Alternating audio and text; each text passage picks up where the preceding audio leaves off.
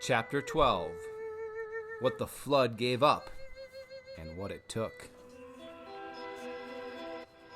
"Well," said Wendell, when Harvey came to his room, "what's the story?" Harvey shrugged. "Everything's fine," he said. "Why don't we just enjoy ourselves while we can?" "Enjoy ourselves?" Wendell said. "How can we enjoy ourselves when we're locked in?" "It's better in here than it is out in the world," Harvey said. Wendell looked at him in astonishment. "That's true, isn't it?" As he spoke, he grabbed hold of Wendell's hand, and Wendell realized there was a ball of paper in Harvey's palm, which he was trying to pass between the two of them. "Maybe you should just find a quiet little corner and do some reading," he said, glancing down at their hands as he spoke. Wendell got the idea. He claimed the balled-up note from Harvey's hand and said, "Maybe I'll do that." "Good," said Harvey. "I'm going out to enjoy the sun while I can." That was exactly what he did. He had a lot of planning to do before midnight, which was when the note told Wendell they should meet to make their escape. Surely even the forces that guarded the house had to sleep sometimes. The business of keeping the seasons rolling around couldn't be easy. And of all the hours to slip away, midnight seemed the most promising. But he didn't suppose it would be easy. The house had been a trap for decades, perhaps centuries. Who knew how old its evil really was? And even at midnight, it would not be so foolish as to leave the exit wide open. They would have to be quick and clever, and not panic or lose their tempers once they were in the mist. The real world was out there somewhere. All they had to do was find it. He knew when he saw Wendell for Halloween that the note had been read and understood.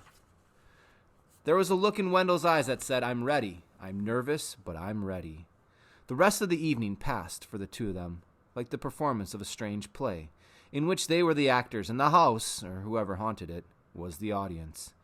They went about enjoying themselves as though this was a night like any other, heading out to play trick-or-treat with a show of loud laughter, even though they were both shuddering in their borrowed shoes. Then coming to eat their supper and spending what they hoped would be their last Christmas in the house. They opened their presents, a mechanical dog for Wendell, a magician's kit for Harvey, said their goodnights to Mrs. Griffin. Goodbye, of course, not good night, but Harvey didn't dare let her know. And then went to bed. The house grew quiet and quieter still. The snow no longer sighed at the sill, nor the wind in the chimney. It was, Harvey thought, the deepest silence he'd ever heard. So deep that he could hear his heartbeat in his ears, and every rustle of his body against the sheets sounded like a roll of drums. A little before midnight, he got up and dressed, moving slowly and carefully so as to make a little noise as possible. Then he headed out into the passageway and slipping like a thief from shadow to shadow, hurried down the stairs and out into the night. He left not by the front door, it was heavy and creaked loudly, but by the kitchen door, which brought him out at the side of the house. Though the wind had dropped, the air was still bitter, and the surface of the snow had frozen. It crackled as he walked, however lightly he trod. But he was beginning to hope that the eyes and the ears of the house were indeed closed at this hour. If not, why hadn't he been challenged? And he might make it to the perimeter without attracting attention. Just as he was about to turn the corner, however, that sweet hope was soured, as somebody in the murk behind him called his name. He froze in his tracks, hoping the darkness would conceal him. But the voice came again, and again called his name. It was not a voice he recognized, not Wendell, certainly not Mrs. Griffin, not Jive, not Rictus, not Mar. This was a frail voice, the voice of somebody who barely knew how to shape the syllables of his name. R-V. And then all of a sudden he knew the voice, and his heart, which had been working overtime since he slipped out of bed, grew so loud in his ears it almost drowned out the summons when it came again. "Lulu?" he murmured. "Yes," said the voice. "Where are you?" "Near," she said. He stared at the thicket, hoping for some glimpse of her, but all he could see was the starlight glittering on the frosted leaves. "You're leaving?" she said, her words slurred. "Yes," he whispered, "and you have to come with us." He took a step toward her, and as he did, some of the glitter that he'd thought was frost retreated from him. What was she wearing that shimmered this way? "Don't be afraid," he said. I don't want you to look at me, she said. What's wrong? Please, she said. Just keep your distance. She retreated even farther from him and seemed to lose her balance as she did so. She dropped to the ground, the thicket around her shaking. Harvey stepped forward to help her up, but she let out such a sob that he stopped in his tracks. I only want to help, he said. You can't help me, she replied, every word pained. It's too late. You just have to go while you still can. I just wanted to give you something to remember me by. He saw her move in the shadows, reaching out in his direction. Look away, she said. He turned his head away from her. Now close your eyes and promise you won't open them. He dutifully closed his eyes. I promise, he said. And now he heard her moving toward him, her breath laborious. Open your hand, she said. Her voice was near now. He knew if he opened his eyes, he'd be face to face with her. But he had made a promise and was determined to keep it. He put out his hand and felt first 1, then 2, then 3 heavy little objects, cold and wet, dropped into his cupped palm.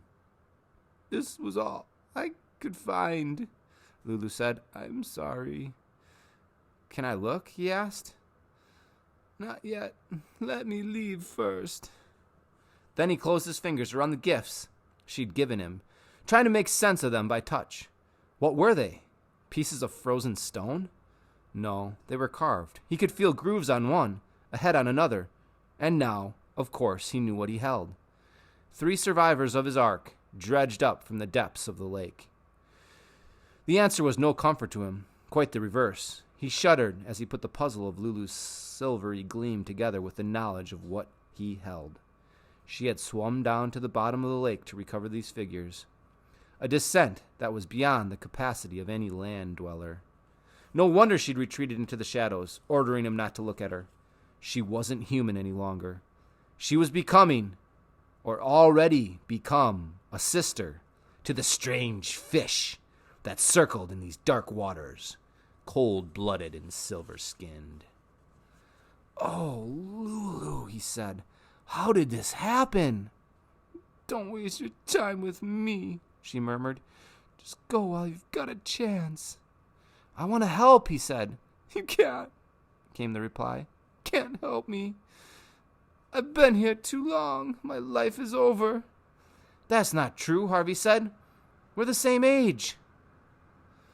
But I have been here so long I don't even remember. Her voice trailed away. Don't remember what? Maybe I just don't want to remember, she said. It'll hurt too much. She made a long, choked sigh. You have to go, she said in a whisper. Go while you still can. I'm not afraid. Then you're stupid, she said, because you should be. He heard the thicket shake as she started to retreat from him. Wait, he said. She made no reply. Lulu! The din of her departure grew louder. By the sound of it, she was almost throwing herself out of his range. Breaking his promise, he opened his eyes and caught a glimpse of her as she fled. A shadow in the shadows, no more. He started after her, not knowing what he would say or do when he caught up with her, but knowing he'd never forgive himself if he didn't somehow help. Maybe if he persuaded her to go with him, out of the shadow of the house, its vicious magic would be undone. Or maybe he could find some doctor for her in the outside world who could cure her of this malformation. Anything rather than leaving her to return to the lake. Its waters were in view now, gleaming darkly between the branches of the thicket. Lulu had reached the bank, and for a moment the meager starlight found her. All that Harvey had feared was true, and more. A fin grew from her bent and scaly back, and her legs had almost fused together. Her arms had become short and stubby, her fingers webbed. But it was her face, glimpsed as she turned back to look at him, that was the greatest shock. Her hair had fallen out, and her nose disappeared. Her mouth had lost its lips, and her blue eyes turned to swiveling silver balls, lidless and lashless. And yet, despite their freakishness, there was a human feeling in those eyes, and on that mouth, a terrible sadness that he knew would never leave his heart if he lived to be 1,000. "You were my friend," she said as she teetered on the bank. "Thank you for that." Then she tumbled into the water. He went to the edge of the lake at a dash, but by the time he reached the place from which she dived, the ripples were disappearing and the bubbles breaking. He watched the icy waters for a minute or more, hoping she would see him and surface. But she'd gone where he couldn't follow, and that, it seemed, was the end of it. Clutching her gifts to him like talismans, he trudged away from the lake and went down to the lawn to keep his rendezvous with Wendell.